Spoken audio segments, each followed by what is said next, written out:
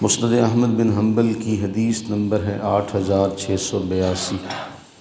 سیدنا ابو ہریرہ رضی اللہ تعالیٰ عنہ بیان کرتے ہیں ان رسول اللہ صلی اللہ علیہ وسلم قال وقرأ علیہ ابی ام القرآن۔ حضرت ابی نے سورہ فاتحہ کی تلاوت کی۔ رسول اللہ صلی اللہ علیہ وآلہ وسلم نے سنی اور سن کر فرمایا اس ذات کی قسم ہے جس کے قبضے میں میری جان ہے، ما انزل فی التوراۃ ولا فی الانجیل ولا فی الزبور ولا فی الفرقان مثلها۔ یہ ایسی سورہ ہے، سورہ فاتحہ ایسی سورہ ہے، نہ اس کی مثل تورات میں اللہ نے نازل کی، نہ اس کی مثل اللہ نے انجیل میں نازل کی، نہ زبور میں نازل کی، نہ قرآن میں ہی اس کی کوئی مثل ہے۔ یہ ایسی عظیم سورہ ہے کہ تورات، انجیل، زبور میں اس جیسی صورت نازل نہیں ہوئی، بلکہ قرآن میں بھی اللہ نے ایسی صورت نازل نہیں کی۔ فرمایا یہ سبع مثانی ہے۔ سبع مثانی کہتے ہیں 7 آیتیں جو بار بار پڑھی جاتی ہیں، اور خود قرآن میں اللہ تعالیٰ جل وعلا نے فرمایا وَلَقَدْ آتَيْنَاكَ سَبْعًا مِّنَ الْمَثَانِي وَالْقُرْآنَ الْعَظِيمِ۔ اے حبیب، اے محبوب صلی اللہ علیہ وسلم، ہم نے آپ کو 7 آیتیں ایسی دی جو بار بار پڑھی جاتی ہیں، اور ہم نے قرآن عظیم دیا۔ یعنی آپ دیکھیے، جب قرآن عظیم کہا گیا تو اس میں سورہ فاتحہ شامل ہو گئی، لیکن الگ سے اس کو ذکر کیا گیا کہ اے محبوب صلی اللہ علیہ وسلم، ہم نے قرآن دیا اور ہم نے سورہ فاتحہ دی۔ یعنی اس کی یہ فضیلت ہے۔ محدثین کہتے ہیں اس کی یہ فضیلت کیوں ہے؟ ایک فضیلت تو یہ ہے کہ یہ 7 وہ صورتیں ہیں جو بار بار پڑھی جاتی۔ زندگی میں کسی مسلمان نے، جس کے بارے میں ہم یہ کہیں کہ ہر مسلمان سب سے زیادہ جس سورہ کی تلاوت کرتا ہے وہ یہ سورہ فاتحہ ہے، نمازی خاص طور پہ، کہ وہ جتنی بار بھی نماز پڑھے گا ہر رکعت میں سورہ فاتحہ پڑھے گا، اس لیے 7 آیتیں جو بار بار پڑھی جاتی۔ دوسرا، ہم نے وہ حدیث کئی بار پڑھی، کتنی خوش قسمتی ہے نمازی کی کہ اللہ تعالیٰ جل وعلا فرمائے میں نے اپنے اور اپنے بندے کے درمیان اس کو تقسیم کر لیا۔ بندہ کہتا ہے الحمدللہ رب العالمین الرحمن الرحیم مالک یوم الدین۔ ان تینوں آیتوں پر مستقل الگ الگ ہر آیت کا جواب اللہ تعالیٰ بندے کو دیتا ہے۔ کتنا مرتبہ ہے بندے کا، کتنا مقام ہے، کتنی شان ہے ایک بندہ مومن کی، کہ ہم ہیں مادی دنیا میں رہنے والے نا، ہم مادی دنیا میں رہتے ہیں اس لیے ہم اس چیز کو سمجھتے نہیں۔ اس طرح کل ہم ذکر کر رہے تھے جمعے میں کہ آج دنیا میں ہمیں کوئی بڑا افسر بلائے تو ہم میں سے کوئی نہ نہیں کر سکتا۔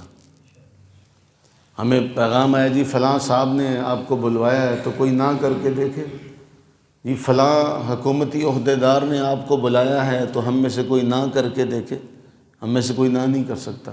لیکن اللہ تعالیٰ جل وعلا کی طرف سے بلایا جاتا ہے، چونکہ وہ ہم رہتے دنیا میں ہیں نا، مادیت پرستی کے دور میں ہیں، تو اللہ نے فرمایا جو میری قدر تھی وہ تو ان لوگوں نے نہ کی، کہ دنیا داروں کے بلانے پر تو تم بھاگے بھاگے چلے جاتے ہو، جب احکم الحاکمین کے در سے بلاوا آتا ہے تو توجہ نہیں ہوتی۔ ایک تو یہ۔ دوسرا، کتنی بڑی خوش قسمتی ہے، کتنی بڑی خوش قسمتی۔ آج ہمارے بچے، ہم کسی کے ساتھ ملیں تو ہم سیلفی لیتے ہیں اس کی اور ہم بتاتے ہیں یہ فلاں کے ساتھ ہمارا تعلق ہے، یہ فلاں آدمی، وہ فلاں مالدار آدمی، اس کے ساتھ ہمارا اٹھنا بیٹھنا ہے۔ جس بندے کی یہ شان ہو کہ ہر آیت پر بندہ کہے الحمدللہ رب العالمین، اللہ فرماتا ہے میرے بندے نے میری حمد کی ہے، مالک یوم الدین، میرے بندے نے میری بزرگی بیان کی، الرحمن الرحیم میری تعریف و توصیف کی، مالک یوم الدین میری بزرگی بیان کی۔ یہ آیتوں پر جواب کے بعد جب بندہ پڑھتا ہے ایاک نعبد و ایاک نستعین، اب اللہ فرماتے ہیں اب جو میرا بندہ سوال کرے گا میں اس کو دوں گا، وَلِعَبْدِي مَا سَأَلَ، میرے بندے کے لیے ہے جو یہ مانگے گا۔ کتنی فضیلت ہے۔ اب اللہ نے جس چیز کو، جس سورہ کو اپنے اور اپنے بندے کے کلام کے لیے چنا وہ سورہ فاتحہ۔ پورے قرآن میں جس کا جواب ہمیں آتا ہے وہ سورہ فاتحہ، اس لیے حضور نے فرمایا نہ اس جیسی سورہ تورات میں ہے، نہ اس جیسی انجیل میں ہے، نہ اس جیسی زبور میں ہے، خود قرآن میں بھی ایسی کوئی سورہ نہیں۔ اتنی شان والی سورہ، وہ اس کی وجہ یہی ہے کہ اللہ نے اس کو چن لیا کہ بندے کو جواب ملتا ہے۔ دعا کریں کہ جب بھی ہم سورہ فاتحہ پڑھیں تو ہمیں یہ بات ذہن میں موجود ہو کہ اللہ تعالیٰ جل وعلا ہماری ہر آیت کو سن بھی رہا ہے، جواب بھی دے رہا ہے۔ ہم کسی کو میسج کریں موبائل پر، اس کا جواب نہ آئے، ہم دیکھتے رہتے ہیں یار اس نے ابھی تک دیکھ لیا جواب نہیں دیا، اس نے دیکھ لیا جواب نہیں دیا، ہمیں اس پر غصہ بھی آتا ہے، ہمیں افسوس بھی ہوتا ہے۔ اور یہاں ہم دیکھیں کتنی قسمت ہے، جو چاہتا ہے اللہ سے باتیں کرنا وہ سورہ فاتحہ پڑھ لے، وہاں سے جواب آنا شروع ہو جاتا ہے۔ اور یہ بھی نہیں ہے کہ الگ بعد میں آتا ہو، ایک ایک آیت کے متصل جواب آتا ہے۔ ایک آیت پڑھی وہاں سے اللہ کا جواب آیا، دوسری پڑھی وہاں سے اللہ کا جواب آیا، تیسری پڑھی پھر جواب آیا، پھر اس کے بعد اللہ نے فرمایا میرے بندے کے لیے ہے جو میرا بندہ مانگے۔ یہ کوئی معمولی سے جملہ ہے، یہ تو اللہ، وہ حدیث میں یہ آتا نا کہ یہ تو ہوئی میرے لیے، یہ تینوں تو ہوئی میرے لیے، اب میرے بندے کے لیے ہے، ولی عبدی، اب اس کے لیے ہے جو یہ مانگے گا۔ یہ کتنی اس میں لطافت ہے، اس کا مزہ ہر کوئی محسوس نہیں کر سکتا، اس مزے کو وہی محسوس کرے گا جو جانتا ہوگا۔ تو ہم اصل میں چیزوں کو جانتے ہوں تو ہمیں لطف بڑا آئے گا، اگر ہم جانتے نہ ہوں تو ہمیں لطف، مثال کے طور پر ہم نے یہ حدیث سنی نہ ہو کہ رسول اللہ صلی اللہ علیہ وآلہ وسلم نماز پڑھا رہے ہیں اور نماز میں کیا ہوا، حسنین کریمین میں سے کوئی آپ کی پشت پر سوار ہو گیا اور حضور نے سجدہ لمبا کر دیا کہ یہ میری پشت پر سوار ہے، کہیں یہ گر نہ جائے۔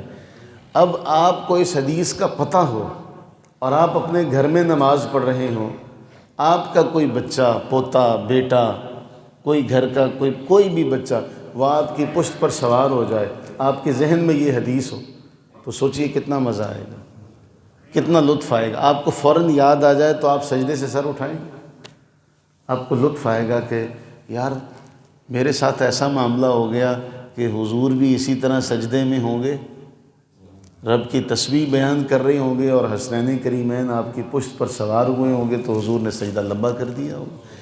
جب ہمیں یہ معلوم ہوگا نا، پھر مجھے کوئی سورہ فاتحہ تیز پڑھ کے دکھائے۔ ہمارے ہاں کیا ہوتا ہے، سورہ فاتحہ شروع ہوئی الحمدللہ، وہ پھر اتنی تیزی سے ولا پر، جب اس کو یہ احساس ہی نہیں ہے کہ مجھے جواب مل رہا ہے، وہ اس کو مزہ لے کے پڑھے گا، اس کو لطف لے کے وہی پڑھ سکتا ہے جس کو پتہ ہو کہ وہاں سے جواب آ رہا ہے۔ ہمیں پتہ نہیں ہوگا تو ہم اس کا مزہ بھی نہیں لے سکتے۔ اللہ سے دعا کریں کہ اللہ تعالیٰ اپنی رحمت کاملہ کے صدقے ہمیں ان چیزوں کو سمجھنے کی توفیق عطا فرمائے۔ اقامت ہے، فاتحہ ہے نا، حضور نے فرمایا کہ اذان جو ہے، جب مؤذن اذان کہے، اذا قال المؤذن، جب مؤذن اذان کہے تو جو وہ کہتا ہے تم بھی اس کے جواب میں اسی طرح کہو۔ جب بندے کو اس فرمان کا علم ہی نہیں ہوگا کہ مؤذن کے ساتھ میں نے یہ کلمات کہنے ہیں، تو بتائیے وہ اذان کو، اقامت کو سمجھ کے پڑھے گا؟ اب جس کو نہیں پتہ ہوتا کہ بھئی اقامت کا بھی جواب دیا جاتا، وہ اقامت کو بھی ایک ہی سانس میں پڑھتا ہے، جس کو نہیں پتہ ہوتا وہ سورہ فاتحہ کو بھی ایک ہی سانس میں پڑھتا ہے۔ تو اللہ تعالی ہمیں سمجھ عطا فرمائے، ہمیں فہم عطا فرمائے۔